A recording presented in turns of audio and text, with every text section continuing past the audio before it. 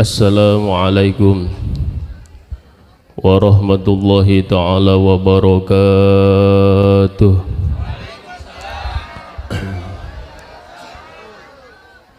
Bismillahirrahmanirrahim.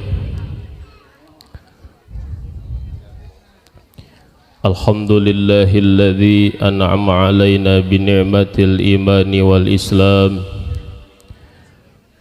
wa farradu alaina salata waz zakata was siyam wal hajja bil ihram.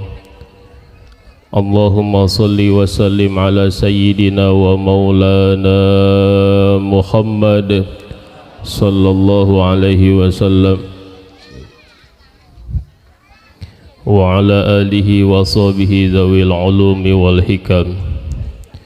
Amma ba'du, fa ya ibadallah, usikum wa nafsi bitaqwallah, faqad fazal muttaqun.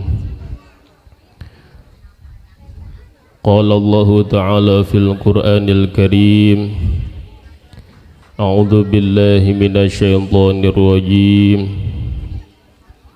Hafizu 'alas salawati was salatil wusta. Al-ayah. Wa qala an-nabiyyu sallallahu alaihi wasallam, innama bu'ithu liutammima makarimal akhlaq. Al-hadis. Sadaqallah wa sadaqa rasuluhun nabiyyul habibul karim, wa nahnu ala dhalika minasyahidina wasyakirin, walhamdulillahi rabbil alamin. Hadratil mukarramin, ahibba'inal kiram, para alim ulama, para guru, para asatidz, para hujjaj, para tokoh masyarakat, para sesepuh bini sepuh, aparatur pemerintah, segenap bapak-bapak, ibu-ibu yang hadir di haflah ini, mudah-mudahan kita semua senantiasa dalam lindungan dan berkahnya Allah. Amin ya Allah ya Rabbal alamin. Wabil khusus yang saya hormati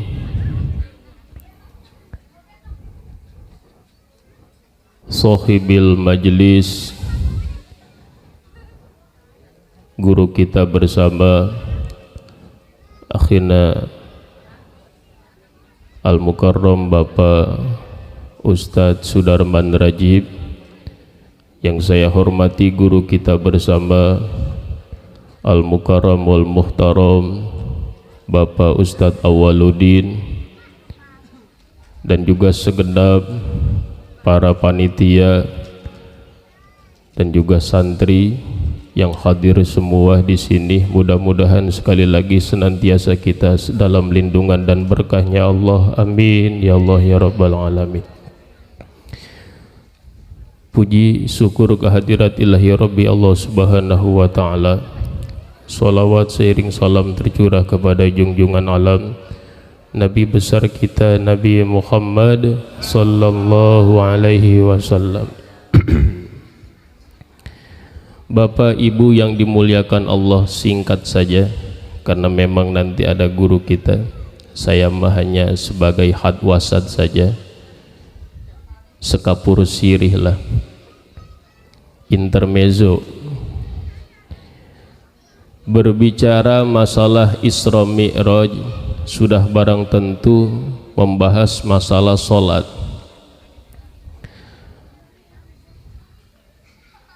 Limadza tajibu alaina solat?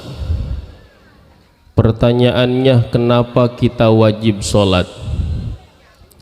Maka kita akan menemukan banyak jawaban dari satu pertanyaan itu. Di antaranya yang pertama, li'annaha ruknun min arkanil Islam, karena solat adalah salah satu rukun daripada rukun-rukun Islam. Yang kedua, wali annaha awwalu ma yuhasabu bihil abdu yaumal qiyamah, Solat adalah perkara yang paling pertama nanti akan ditanyakan oleh Allah Subhanahu wa ta'ala kepada seorang hamba di yaumil hisab. Maka idza soluhat sairul a'mal, apabila bagus solatnya maka garansi amal ibadah yang lain pun akan bagus dan sudah pasti diterima. Tapi wa idza fasadat, wa fi riwayatin wa idza ruddat, apabila buruk solatnya dan ditolak solatnya maka ruddat sairul a'mal, maka ibadah yang lain pun akan ditolak. Sentralnya solat. Makanya mengetahui soleh dan tidaknya seseorang, lihat solatnya. Kalau tidak solat mengaku soleh, jangan dipercaya, Bu. Lalu jawaban selanjutnya ketika ditanya kenapa kita harus sholat, li'annaha tanha anil fahsya'i wal munkar, karena sholat mencegah kita dari berbuat mungkar dan berbuat keji. Apabila sholat dilaksanakan sesuai dengan peraturan fikihnya, kemudian disisipi dengan ilmu tasawufnya yang membuat sempurna solat tersebut, hudurul qalbi, khusyuk didapatkan pada saat solat, maka sudah barang tentu memberikan efek positif bagi orang yang melaksanakannya, berupa tercegah dari berbuat kemungkaran dan juga perbuatan keji. Alhamdulillah. Jadi kalau bapak ibu ingin anaknya menjadi anak yang soleh, didik solat sedari dini. Karenanya kita di kitab-kitab fikih dasar diajarkan oleh guru kita, ketika anak kita mencapai umur 7 tahun, maka diperintahkan solat oleh kita sebagai orang tua. Lalu ketika mencapai umur 10 tahun, maka wajib bagi kita memberikan rasa takut kepada anak kita dengan diperbolehkan dorban, memukul, asal ghair mubarrih, tidak melukai. Kalau bahasa kampungnya ngeplak gitu, Bu. Jadi kita keplak anak kita kalau 10 tahun belum mau sholat, tapi jangan sampai pakai lelenjing mukulnya. Tujuannya apa? Agar terbiasa dia sedari kecil sholat, nanti ketika sudah balik beranjak dewasa dia tidak akan meninggalkan sholat. Tinggal nanti menggali ilmu masalah kekhusyuan dan keikhlasannya saja yang nanti akan bermuara kepada efek positif, yaitu menjadi jati diri muslim yang sejati. Alhamdulillah. Dan juga banyak sekali pertanyaan-pertanyaan yang jawabannya pun banyak sekali ketika kita ditanya limadza tajibu alaina sholat, kenapa kita wajib sholat, dan itu diuraikan oleh para ulama di dalam kitab-kitab fikih dan kitab-kitab tasawuf. Kenapa kita harus sholat, kenapa kita harus sholat, dan kenapa kita harus sholat. Karenanya Isra Mi'raj ini adalah peristiwa yang sangat sakral, peristiwa yang memang merupakan khosyah, ketentuan yang hanya adanya di baginda Nabi Muhammad sallallahu alaihi wasallam saja. Dan kita tahu baginda Nabi diisrakan dimulai dari Masjidil Haram sampai ke Masjidil Aqsa, kemudian Mi'raj dari Masjidil Aqsa ila Sidratil Muntaha, kepada Sidratil Muntaha bertemu langsung dengan Allah Subhanahu wa ta'ala, kemudian pulang membawa oleh-oleh, sholat 5 waktu yang dipardukan kepada kita. Bapak ibu jamaah yang dimuliakan Allah, ketika baginda Nabi pulang kemudian bertemu dengan Abu Jahal, lalu Abu Jahal bertanya, dari mana kamu Muhammad? Dijawab oleh Nabi Muhammad, saya pulang Isra Mi'raj. Kemana? Isra saya dari Masjidil Haram ke Masjidil Aqsa. Berapa lama? Saya berangkat setelah Isya, kemudian pulang sebelum subuh. Lalu kemana lagi? Ke Sidratul Muntaha. Di mana itu Sidratul Muntaha? Jauh, tempat yang jauh di atas sana. Abu Jahal awalnya tidak menunjukkan muka ngeledek, Bu, tapi kemudian Abu Jahal memberitahu seluruh kafir Quraisy pada saat itu. Ketika dikumpulkan, kemudian Abu Jahal berkata, wahai Muhammad, coba kau ceritakan apa yang kau katakan tadi kepadaku. Lalu Kangjeng Nabi menceritakan peristiwa Isra Mi'raj tersebut secara detail. Akhirnya kemudian ada yang memegang kepalanya seolah-olah tidak percaya. Ada yang kemudian mengangkat tangannya mengatakan bahwasanya Muhammad, kamu bohong. Muhammad, kamu ternyata gila. Karena memang pada saat itu onta paling cepat saja, Bu, itu tidak bisa menempuh perjalanan seminggu dari Masjidil Haram ke Masjidil Aqsa. Tapi Muhammad dia tidak punya onta paling cepat, toh kenapa bisa kurang dari 1 malam dia bisa ke Masjidil Aqsa, bahkan mengaku naik ke langit. Akhirnya kemudian Abu Jahal memerintahkan baginda Nabi Muhammad, irfa rijlaka, angkat kakimu. Oleh Kangjeng Nabi dituruti, Bu, diangkat kaki kanan baginda Nabi. Lalu warfa rijlakal ukhra, angkat kakimu sebelah lagi, diangkat kemudian oleh Kangjeng Nabi. Terjatuhlah Kangjeng Nabi, fadhahaku, akhirnya tertawalah kafir Quraisy menertawakan Kangjeng Nabi. Muhammad, kau angkat kedua kakimu saja kau terjatuh, lalu kau mengklaim, kau mengatakan kau bisa terbang ke langit. Impossible, mustahil. Itu yang dikatakan oleh kafir Quraisy pada saat itu.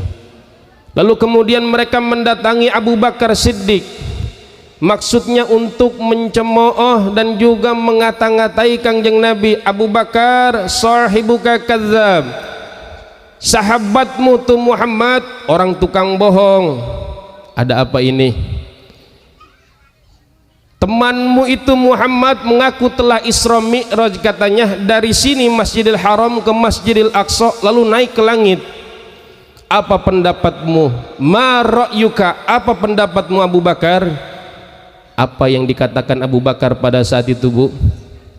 Andai kata lebih dari ini kabar yang disampaikan oleh sahabatku Muhammad, aku pasti akan percaya.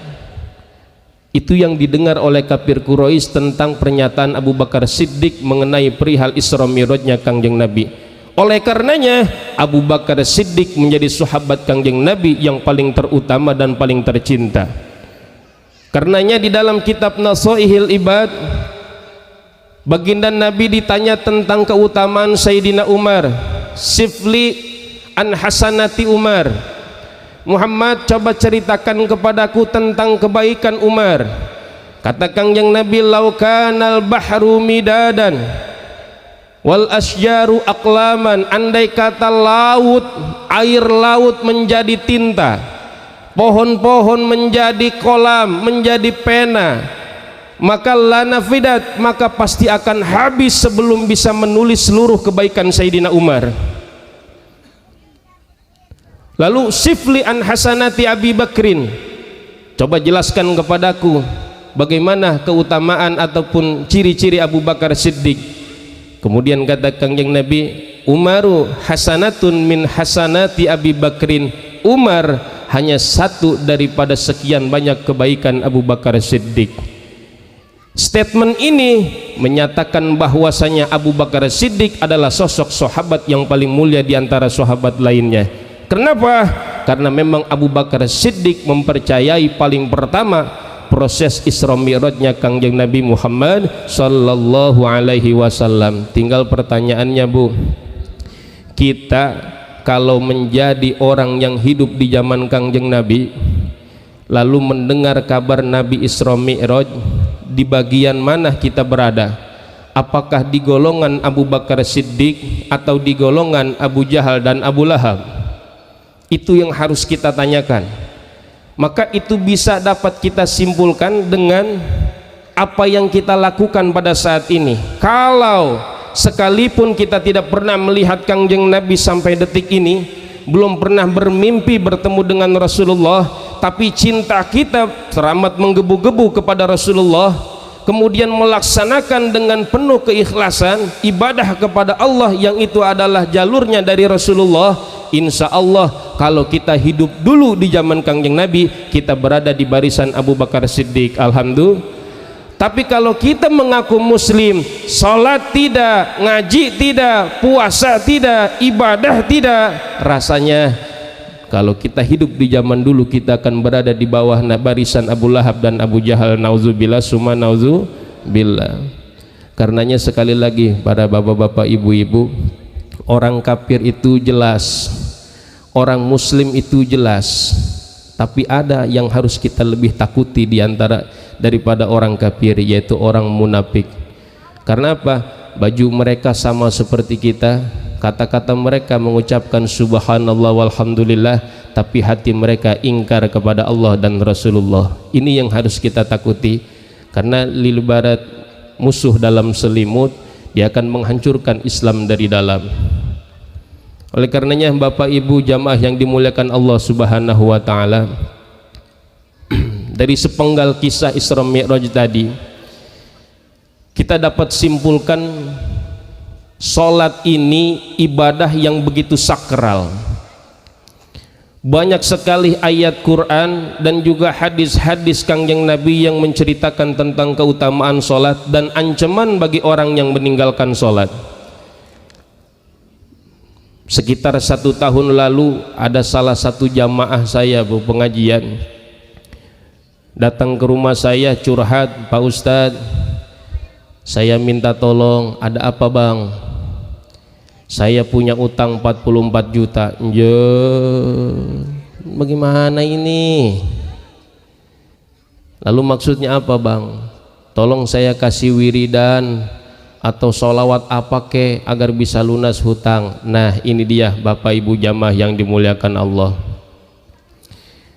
Tidak saya kasih wiridan bu, tidak saya kasih amalan sholawat dan lain sebagainya, tapi saya teringat akan kata-kata Gusti Allah dalam Al-Quran, qad aflahal mu'minun, nyata bahagia di dunia dan di akhirat orang-orang yang beriman. Alladzina hum fi salatihim khashi'un, yaitu mereka yang mendapatkan kekhusyuan di dalam salatnya. Artinya kalau kau ingin bahagia, salat dapetin khusyuk.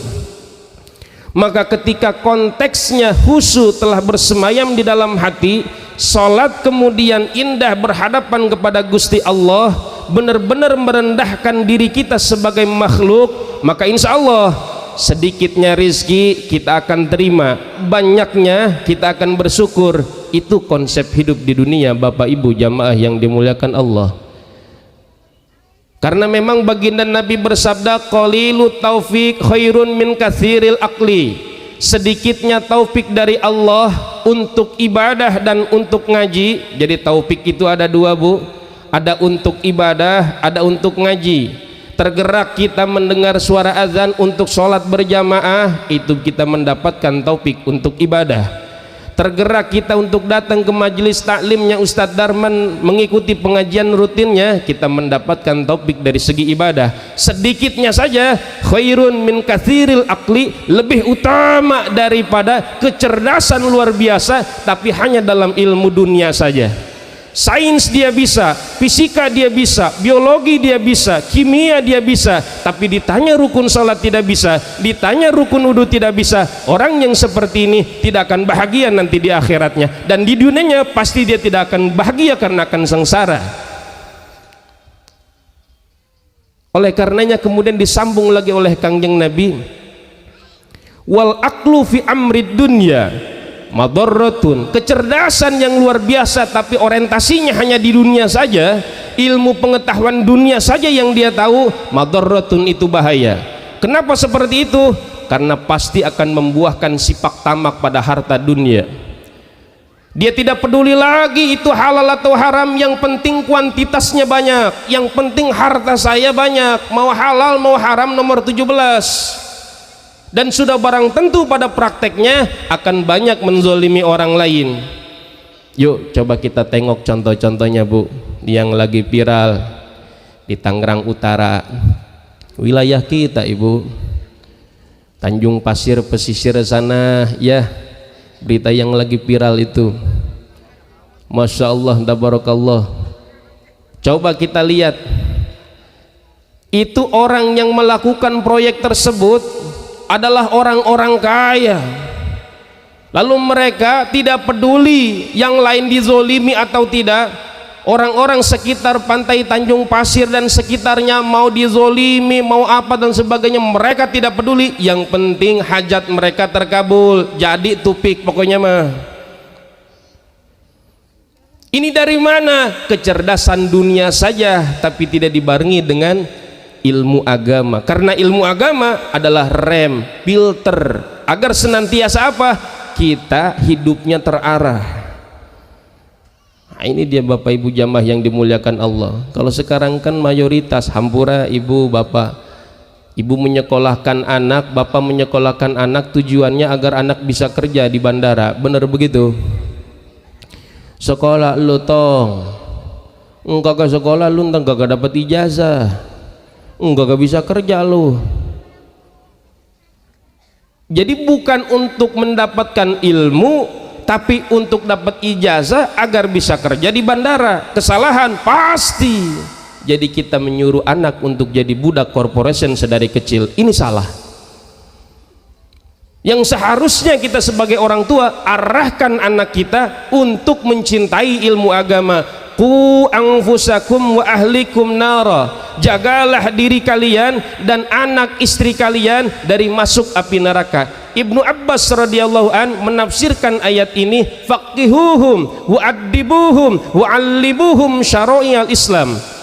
Didiklah adab syariah kepada anak kalian, ajarkan anak kalian ilmu agama, ajaklah mereka untuk mencintai ilmu agama. Agar apa? Selamat kalian di dunia dan di akhirat, mempunyai anak yang soleh dan solehah. Alhamdulillah. Urusan rizki mah sudah ditentukan Bapak Ibu yang dimuliakan Allah. Imam Ibnu Athaillah di dalam kitab hikamnya mengatakan, ijtihaduka bima duminalaka wa taksiruka bima tuliba minka dalilun alan timasil basirati minka. Bersusah payahnya kamu, banting tulangnya kamu, peras keringatnya kamu mencari rizki yang sudah ditanggung oleh Allah, tapi lupanya kamu, kurangnya kamu, lalainya kamu dalam beribadah, yang itu adalah perintah Allah. Dalilun alantimasil basirati minka, itu mengindikasikan. Ibu tahu nggak indikasi ini? Saya ngomong indikasi, ibu kagak ngerti lagi ini. Pak Dewan hampura ini, Ustadz ini bukan ceramah, ngomel ini mah. Emang setengah ngomel. Emang dipesannya begitu sama Dewan ini, Dewan yang mesen bu. Masya Allah, tabarakallah. Dalilun alantimasil basirati minka, itu menandakan kau buta mata hatimu. Walaupun mata kepalamu melihat, hatimu tidak bisa melihat mana kebenaran. Kau makhluk, kau diciptakan, Allah khalik, Allah yang menciptakan. Kau diperintah ibadah, urusan rizki sudah kuatur, kalian hanya bekerja saja. Pulang kerja ngaji, bego. Wadah lo, keluar dah begonya nih.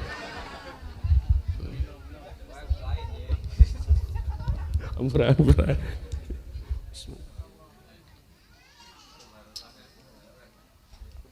biarin cukup banyak.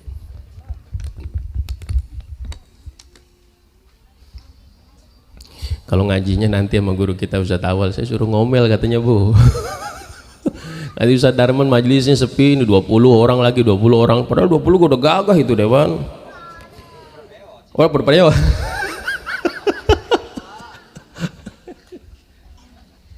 Lah sekarang kan begitu bu, anak muda sekarang demennya begini nih, tang ting tung tung, tang ting tung, tang ting tung tung, tang ting tung. Ini saya suruh ngedoain mulu bu, kalau ngisi di pengajian-pengajian perumahan, Pak Ustadz doain anak-anak muda nih mau pentas. Pentas apa? Itu marawis, hadroh, tolol. Begitu ya udah saya mah, lu pinter kagak main begituan? Iya, tersinggung ayo ribut, begitu ya udah. Iya, tang ting tung tung, tang ting tung, suruh sholat, enggak bisa yang kayak begitu tuh. Iku, dah. Nih ibu baru harus bangga dan bersyukur kalau anak ibu Coba tong surah wasamsi waduhaha. Ya siap Bu. Bismillahirrahmanirrahim. Wasyamsi wadduhaha wal qamari idza talaha wan nahari idza jallaha wal laili idza yaghshaha was samaa'i wama banaha wal ardi wama tahaha wa nafsin wama sawaha fa'alhamaha fujuraha wa taqwaha qad aflaha man zakkaha wa qad khaba man dassaha kadzabat thamud bitagwaha idzim ba'atha ashqaha faqala lahum rasulullahi naqatallahi wa suqyaha fakadzabuhu fa'aqaruha fadamdam 'alaihim rabbuhum bidhanbihim fasawwaha wa la yakhafu uqbaha. Iku tolol. Iku tolol udah sih begitu. Ci ada hadro rupanya di sini hampura. Alah nggak kelihatan. Iya, ngaji ya dong ya. Hadro silakan tapi awas ngaji. Kadang-kadang kalau udah main hadro jadi kori, ganteng mukanya, waduh mulai ada DM ya. Cewek ngaji udah nggak mau tuh, biasanya begitu. Iya, yang bener tuh ngaji. Ustadz Darman diajarin dari mulai alif patah, alif kasro, alif doma, u a i u. Naik dapat 1 bulan 2 bulan langsung datung ngeja kopro sukun kasro kirdal tanwin domadun baba kirdun baba kirdun. Ji monyet kalau begitu gua. Dapat 1 tahun naik belajar tajwid, ilmu tajwidnya eta ilmu pikeun nohonan sakabeh hak-hakna hurum tina warna ning sifatna kaya ning panjang atawa pondok ipis atawa kandel sareng lian ti eta. Sakabeh huruf Arab sakabagi kana 2 bagian, kahiji ngaranna huruf isti'la artina ngambulna di tengah-tengah letak terus izhar ikhfa idgham. Dapat 1 2 tahun 3 tahun ngaji amil. Bismillahirrahmanirrahim ila manalawa mila findahu miatu amilin waruhan sira muhotob guar muayan ing satuhne sakamil ing dalam ilmu naiku jumlah 100 amil. Dapat 3 bulan narkib ilam kalimah bil amar kudu jajam alam majajam nasukun pailan domir angta. Dapat 3 bulan lagi murad, kemudian naik ke jurumiyah, naik ke alfiyah, naik ke patul muin, tuh baru ngaji. Alhamdulillah. Padewan atam nih. Alhamdulillahirabbil alamin. Ilmu tes aja.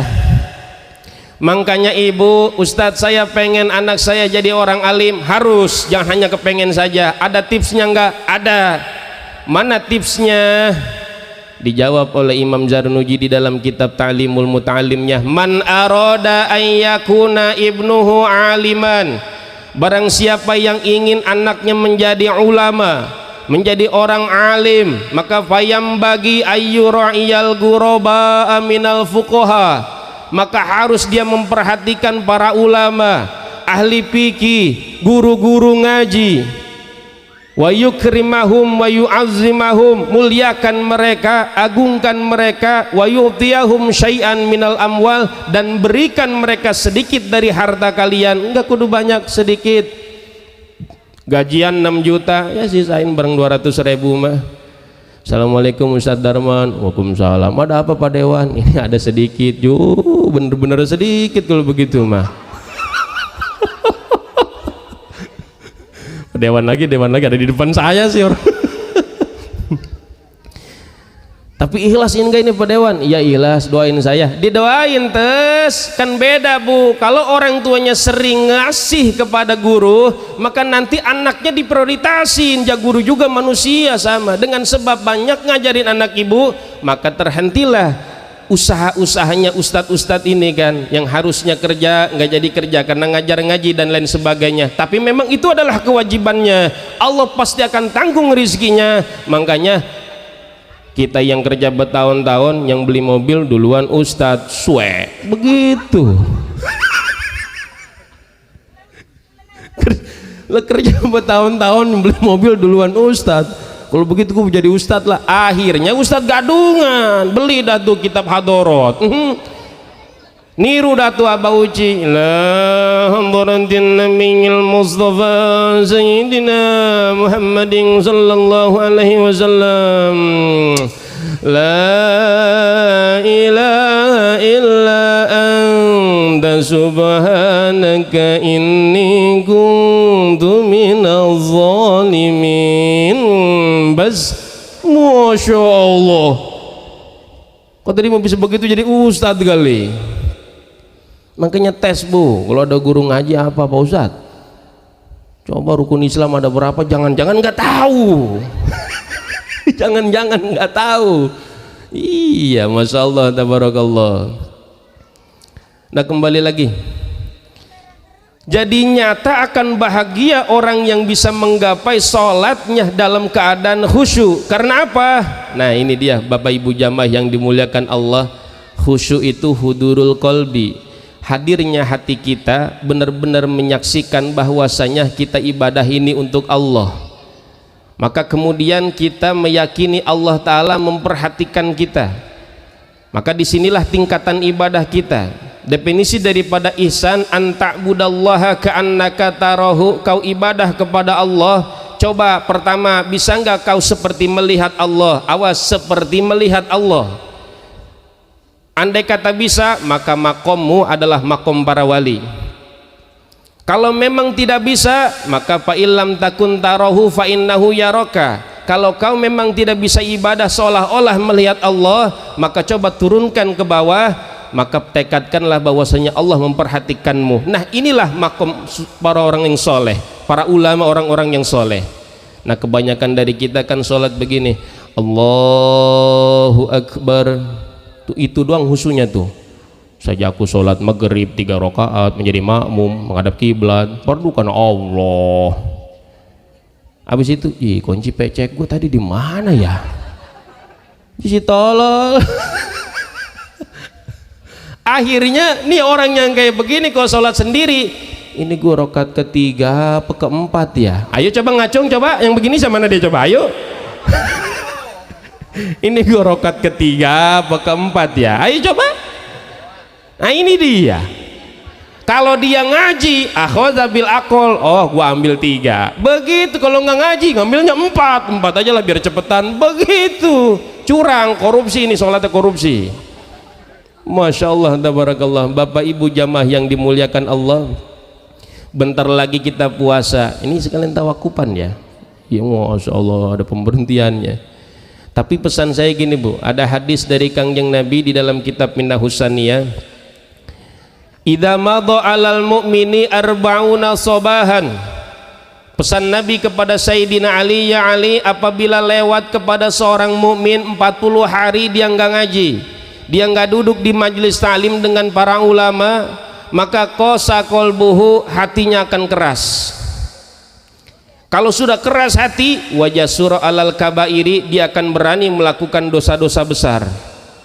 Kenapa? Li'annal ilma hayatul qalbi, karena ilmu itu adalah kehidupannya hati. Kalau 40 hari kita tidak masuk ilmu agama, maka garansi hati kita akan keras. Kalau sudah keras, nasihat baik memang masuk lewat kuping kanan, tapi akan keluar lewat kuping kiri. Hati kita seperti batu yang lesang, batu yang licin. Ilmu seperti air hujan tidak akan bertahan di hati kita. Nauzubillah summa nauzu.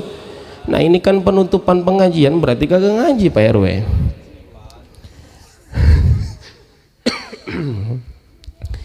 Makanya walaupun Ramadan bahasanya udah ditutup pengajian, ya Allah kita bawalah kopi sama rokok 2 bungkus mah. Ustadz Darman, ayolah daripada kita ngobrol kagak pugu karu, nyeritain lurah kohot nggak pugu karu lah. Awas nih Pak nih. Iya, ini kebanyakan dari kita sekarang. Adzambu syu'mun ala ghairi fa'ilihi, dosa itu merupakan keburukan juga kepada selain yang melakukannya. Sudah barang tentu bagi yang melakukannya adalah bentuk dosa. Lalu bagi orang yang tidak melakukannya akan ketularan, akan ketepaan, kesialan dari perbuatan dosa tersebut. Dari mana? 3 perkara kata Kangjeng Nabi. Yang pertama, in ayyarahu ubtuliya bihi. Kalau memang kita omongin caci maki dosa tersebut, orang yang berbuat dosa di depan orangnya dengan maksud mencaci maki dia, mempermalukan dia, ubtuliya bihi, maka kau akan diberikan cobaan sebelum mati akan melakukan dosa yang sama dengan orang tersebut. Nauzubillah summa nauzu. Jadi kalau ada orang buat dosa, buat salah, jangan kita permalukan depan umum, Bu. Wa iniktabahu asima, kalau kita gibahin, kita omongin di belakang, asima, pasti dosa gibah. Dan wa in radiya bihi syarakahu, kalau kita ridho, senang dengan perbuatan dosa dia, ngegibahin kagak, nyaci maki kagak, justru malah ngedukung, maka kita sama berbuat dosa, padahal kita tidak berbuat dosa, dosanya kebagian kepada kita. Nauzubillah summa nauzubillah. Ada satu kisah, Bu. Imam Kisai ini adalah imam ahli qiraat kota Kufah. Kota Kufah ini ada di kota Baghdad. Baghdad ini ada di Irak. Ulama besar ahli tafsir, ahli qiraat. Suatu hari pernah diundang, kemudian pada saat sholat maghrib, ini yang menjadi imam adalah Imam Kisai.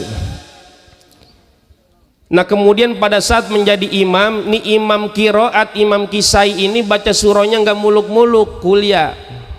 Surah langganan kita nih, Bu. Kuliah kulhu.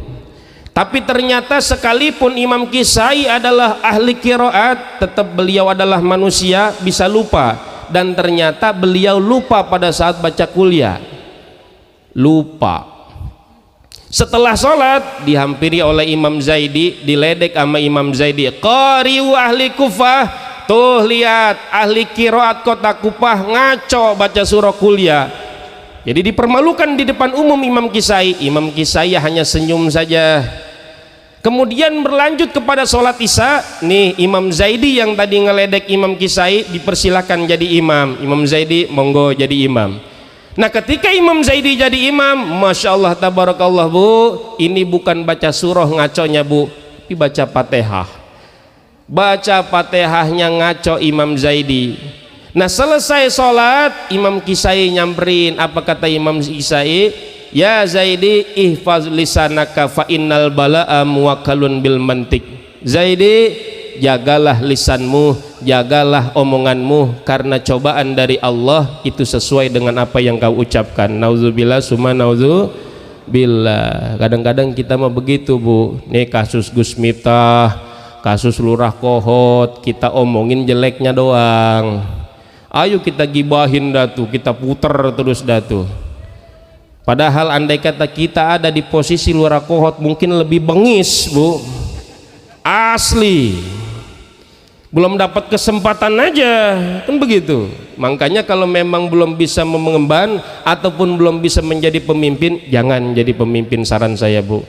Karena seluruh khalifah ketika diangkat menjadi khalifah, ucapan yang pertama keluar dari mulut mereka bukan sujud syukur, bukan alhamdulillah, tapi inna lillahi wa inna ilaihi rajiun. Karena apa? Kalau saya salah langkah, saya akan kejeblos ke neraka. Nauzubillah summa nauzubillah. Bapak Ibu jamaah yang dimuliakan Allah Subhanahu wa taala, bentar lagi kita akan masuk bulan puasa.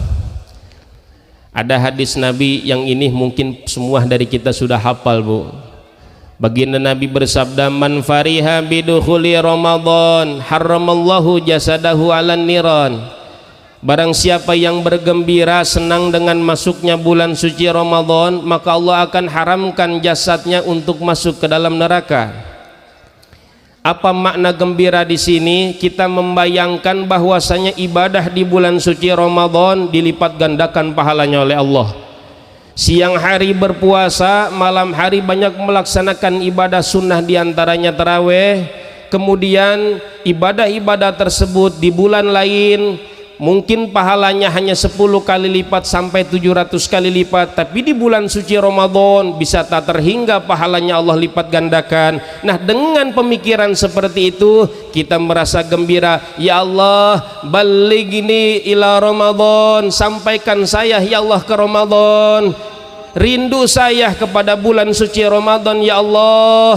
saya pengen puasa Ramadan, saya pengen taraweh ya Allah di musolah bareng tetangga-tetangga saya. Rasa cinta itu, rasa gembira itu insya Allah akan membuat ibu diharamkan, bapak diharamkan untuk masuk ke dalam nerakanya Allah. Alhamdulillah, itu baru senang doang Bu.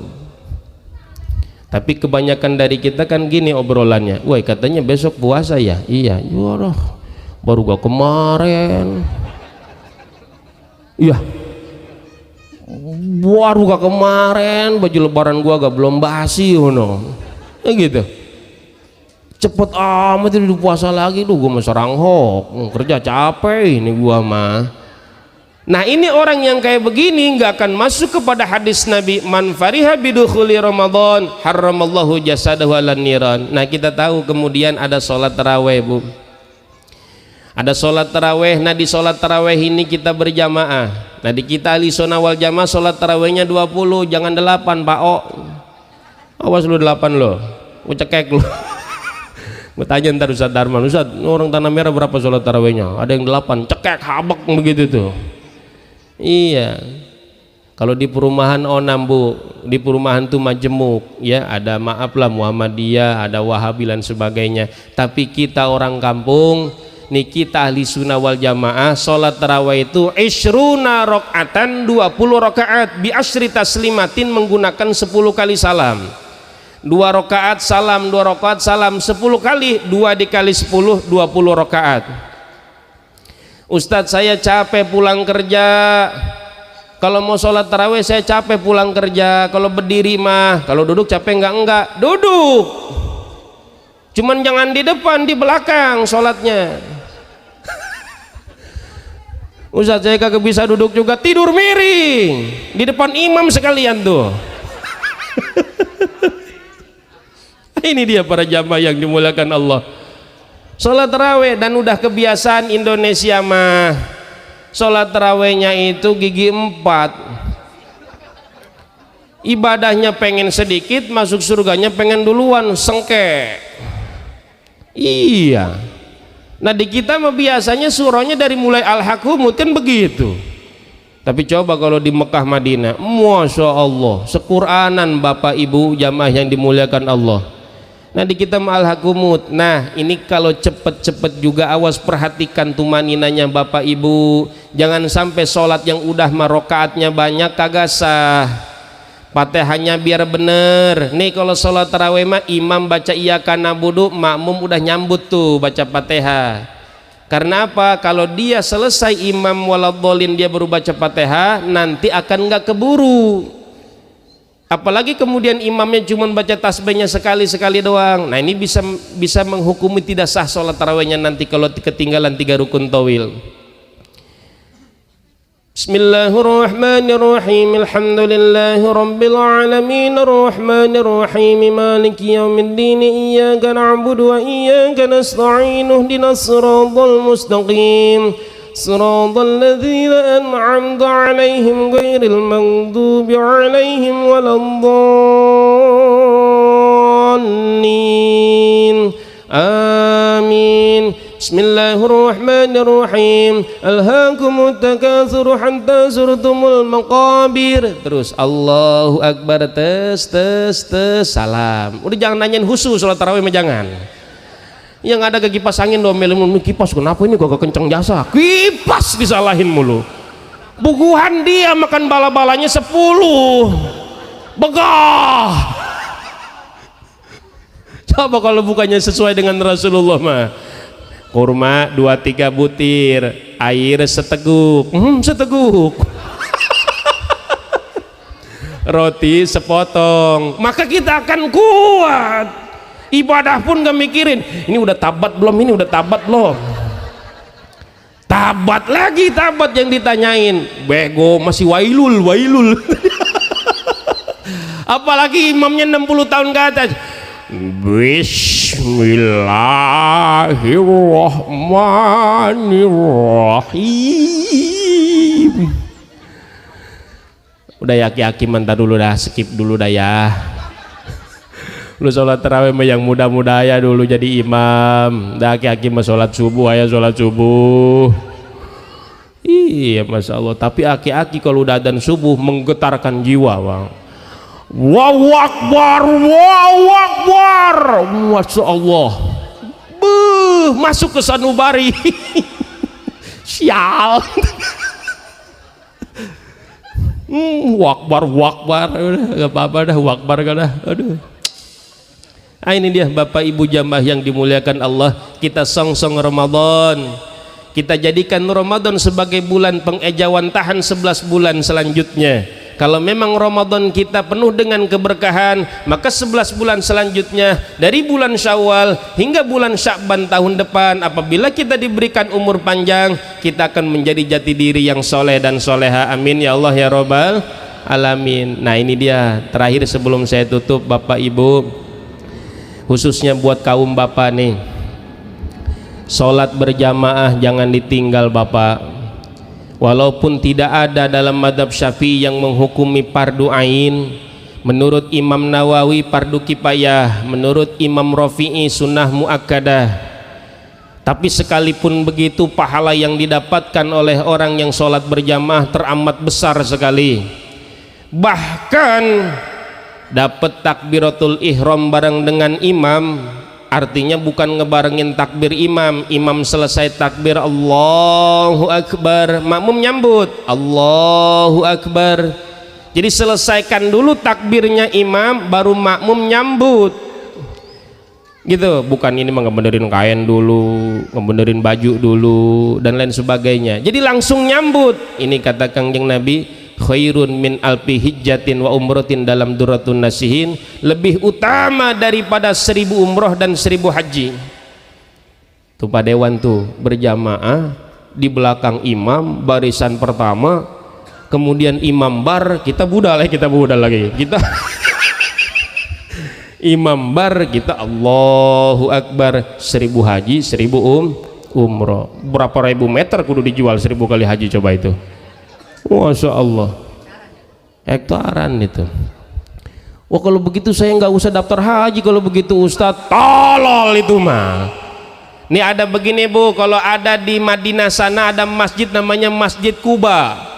Masjid Kuba itu awalum masjidin bana bihi Rasulullah, masjid pertama yang dibangun oleh Rasulullah sebelum ke Madinah. Baginda Nabi bersabda tentang keutamaan Masjid Kuba, man tatahhara fi baitihi, orang yang bersuci dari rumahnya, summa ata masjid Kuba, kemudian datang ke Masjid Kuba, wa shalla fihi sholatan, dan sholat di situ 1 kali, entah 2 rakaat atau 4 rakaat terserah itu mah, maka kana lahu ka ajri umrotin, dia akan dapat pahala seperti pahala umroh. Alhamdulillah. Lalu kemudian, berarti Ustaz saya nggak kudu bikin umroh, kan udah dapat pahala umroh. Salah, yang seperti itu salah Bapak Ibu jamaah yang dimuliakan Allah. Tetap perintah umrohnya tetap, perintah hajinya tetap. Cuman kalau kita sholat di Masjid Kuba, Allah akan kasih pahala seperti pahala umroh. Sama lagi seperti manfaat toroso iman, orang yang ngasih makan pembukaan kepada orang yang buka puasa. Kita bawa takjil, kita bawa pembukaan, bala-bala, bihun, korma dan lain sebagainya, kemudian kita taruh di musola, ada orang kemudian buka bersama, ngemakan daripada makanan yang kita taruh di situ, maka kita akan dapat pahala orang yang puasa tersebut min goiri ayyan takiso min husyai'an, tanpa dikurangi sedikit pun. Jadi kalau kitanya puasa dapat 1 pahala puasa, ngasih makanan pembukaan kepada orang yang puasa, berarti 2 kita dapat pahala berpuasa. Alhamdulillah. Makanya jangan pelit-pelit Bapak Ibu, nggak kudu gede-gede keluarin 10.000 20.000. Beli yang pertama kali dimakan oleh orang ketika buka, di kita apa? Bala-bala katanya tuh.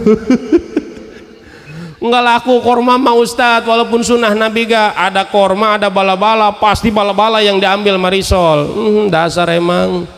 Ini yang nanti terawihnya nanyain kuliah mulu, mana kuliah ini, mana kuliah ini. Sunnahnya korma dulu, korma nggak ada dengan air.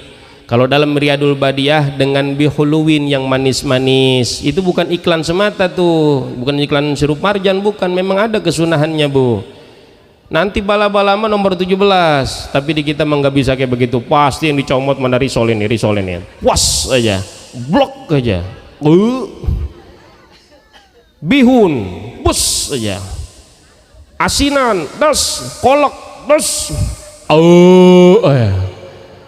Adzan maghrib sono, udah lu ada gua ke Mengkaraan gua. Ini dia Bapak Ibu jamaah yang dimuliakan Allah. Lalu menjadi cerita fakta ini ya. Insyaallah tabarakallah. Nah ini dia Bapak Ibu jamaah yang dimuliakan Allah Subhanahu wa taala. Jadi sekali lagi mudah-mudahan Ramadan ini membawa berkah kepada kita. Dan juga saya himbau kepada Bapak Ibu jangan pulang dulu, kita dengarkan guru kita mengisi pengajian. Mudah-mudahan kalau yang mengisinya adalah kiai, kita timbul keberkahan di sini. Apa itu berkah? Ziyadatul khair, sedikit cukup, banyak cukup buat yang lain. Alhamdulillah. Mohon maaf apabila banyak yang salah dari kata-kata saya dan itu sudah pasti mutlak dari kebodohan saya.